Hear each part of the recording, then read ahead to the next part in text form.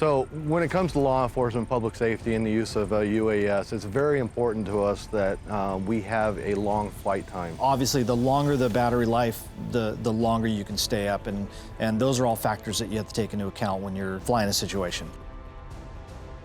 We need something that we can use up in the air to get an aerial view down with a spotlight to be able to search this area.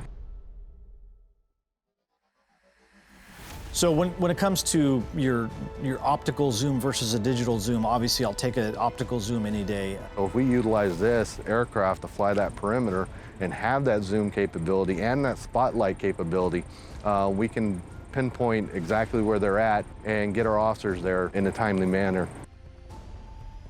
We have to be able to launch in any situation, even if it's in controlled airspace. We don't have the time on most of our incidents out here to wait for authorization from a company to kind of jailbreak their aircraft and all for us to fly in controlled airspace. The weather changes a lot, especially during the summer. We have our monsoon season, so that's our rain season, so we get a lot of wind, we get a lot of rain, and it's quickly changing here. During the summer, you get 110, 115 degrees, and you gotta have an aircraft or you gotta have equipment that can handle that heat. To have an aircraft to fly in those conditions where the helicopter would normally not fly gives us an edge.